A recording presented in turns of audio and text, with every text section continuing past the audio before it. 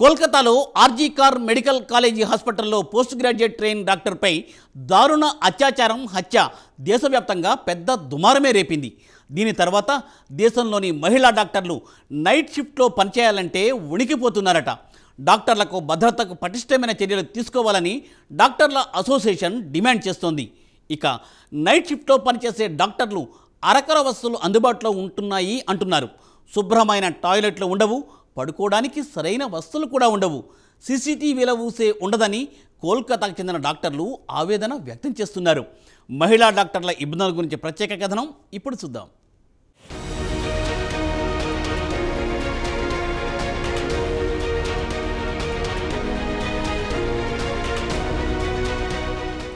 కోల్కతాలో night shift డాక్టర్పై దారుణమైన అత్యాచారం హత్య దేశవ్యాప్తంగా ప్రకంపనలు సృష్టించింది. ప్రస్తుతం ఈ కేసు సిబిఐ విచారిస్తోంది. అయితే కోల్కతాకు చెందిన మహిళా డాక్టర్లు తాము పడుతున్న ఇబ్బందుల గురించి తాజాగా మీడియా ముందు ప్రస్తావించారు. నైట్ షిఫ్ట్లో పనిచేసే మహిళా డాక్టర్లకు సరైన టాయిలెట్లు లేవు, నిద్రపోదామంటే సరైన గదులుండవు, సీసీటీవీల ఊసే లేదు. అలాగే డ్యూటీ డాక్టర్లు రెస్ట్ తీసుకునే గదుల తలుపులకు గడియలుండవు.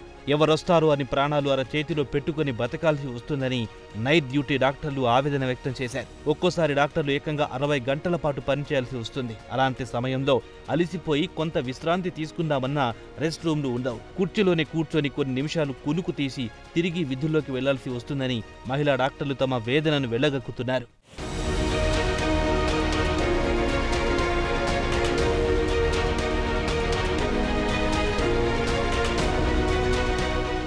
ఇది కేవలం కోల్కతా మహిళా డాక్టర్లు ఎదుర్కొంటున్న సమస్య కాదు, దేశవ్యాప్తంగా ఉన్న రెసిడెంట్ డాక్టర్లు ఎదుర్కొంటున్న సమస్య.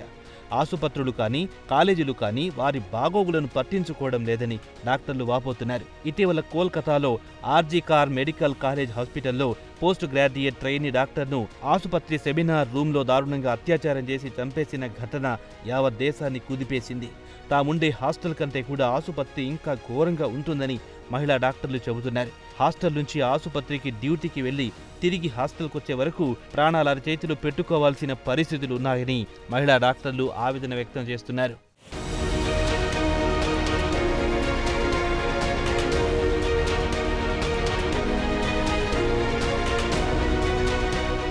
కోల్కతాలో ఆర్జీ కార్ ఆసుపత్రిలో జరిగిన ఘటన ఎవరికైనా అయ్యే ఛాన్స్ ఉందంటున్నారు డాక్టర్లు. కోల్కతాలో జూనియర్ డాక్టర్ దారుణ హత్య తర్వాత దేశవ్యాప్తంగా డాక్టర్లు సమ్మెకు దిగారు. Federation of all India medical association, federation of resident doctors అసోసియేషన్లు తక్షణమే సెంట్రల్ ప్రొటెక్షన్ చట్టాన్ని అమలు చేయాలని డిమాండ్ చేస్తున్నారు. డాక్టర్ల భద్రతకు గట్టి చర్యలు తీసుకోవాలనేది వారి ప్రధాన డిమాండ్. కాగా మహిళా డాక్టర్లు తేలికగా అసాంఘిక శక్తుల చేతిలో హింసకు గురవుతున్నారు. దీనికి ప్రధాన కారణం ఆసుపత్రిలో అరకొర సౌకర్యాలుండటమే. అది కాకుండా మహిళా డాక్టర్లకు నైట్ షిఫ్ట్ ఎక్కువ గంటల పాటు పనిచేయాల్సి ఉంటుంది. దీంతో వారు పడుకోవడానికి సరైన గదులు కూడా లేవు. ఆసుపత్రిలో కంపు కొట్టే వాష్రూమ్లు, విశ్రాంతి తీసుకుందామంటే రెస్ట్ రూమ్లు ఉండవు, సీసీ కెమెరాలు ఉండవని మహిళా డాక్టర్లు ఫిర్యాదు చేస్తున్నారు.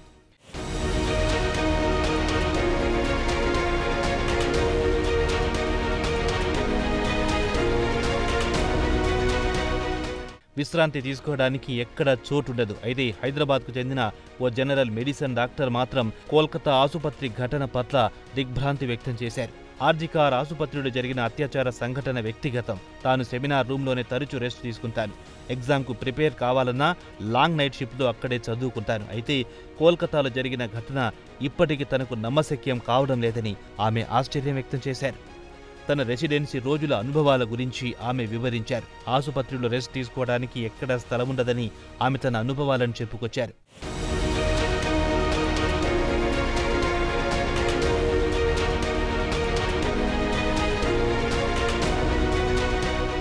ఒకవేళ మీరు జూనియర్ మహిళా డాక్టర్ అయితే మీ సహచర మేల్ అంటే పురుష డాక్టర్ రూమ్లో రెస్ట్ తీసుకుంటాడు కాబట్టి అక్కడికి పోలేరు. దీంతో గది బయట స్టూల్పై కూర్చోవాల్సిందే, లేదంటే ఆసుపత్రిలో అనువైన స్థలం వెతుక్కోవాల్సి ఉంటుందని మహిళా డాక్టర్లు తమ అనుభవాలను చెబుతున్నారు. ఆసుపత్రుల్లో చాలా మటుకు ఎక్కడో ఓ మూలలో చీకటి గదులుంటాయి. సాధారణ మహిళా డ్యూటీ డాక్టర్లు అక్కడికి వెళ్లడానికి ఆసక్తి చూపరు. అలాగే పలువురు డాక్టర్లు కూడా తమ అనుభవాలను పంచుకున్నారు. డాక్టర్కు రూమ్లున్నా సరైన వాష్రూమ్లుండవు, బెడ్లుండవు, ఒక్కోసారి గదిలో ఫ్యాన్లు కూడా ఉండవు. కేవలం స్టూల్ పైన కూర్చొని కునుకు తీయాల్సిందే. రెసిడెంట్ డాక్టర్లను మానవులుగా చూడరు. అలాగే తమ సన్నిహితులు కానీ ఆసుపత్రి యాజమాన్యాలు కానీ తమ గురించి పెద్దగా పట్టించుకోరని మహిళా డాక్టర్లు ఆవేదన వ్యక్తం చేస్తుంటారు.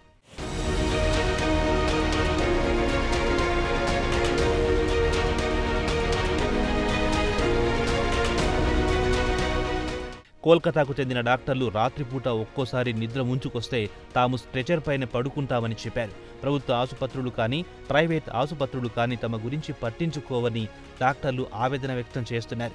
డ్యూటీలో ఒక్కోసారి తాము కూడా అనారోగ్యానికి గురవుతుంటాం. అలాంటి సమయంలో పడుకోవడానికి ఎక్కడ బెడ్ ఉండదు. అలాంటి సమయంలో నేలపైనే పడుకుంటున్న రోజులున్నాయి. మహిళా డాక్టర్లు తమ అనుభవాలను మీడియాతో పంచుకున్నారు. కొన్ని ఆసుపత్రులకు సెక్యూరిటీ గార్డులుండరు, సీసీటీవీలుండవు. తాము గుడ్డి నమ్మకంతోనే పనిచేస్తుంటామని మహిళా డాక్టర్లు చెబుతున్నారు. ఇదిలా ఉండగా తల్లిదండ్రులు తమ కుమార్తెలను నైట్ షిఫ్ట్లకు పంపరు. పిల్లలకు రక్షణ ఉండదని చాలా మంది తల్లిదండ్రులు నైట్ షిఫ్ట్కు ఒప్పుకోరు.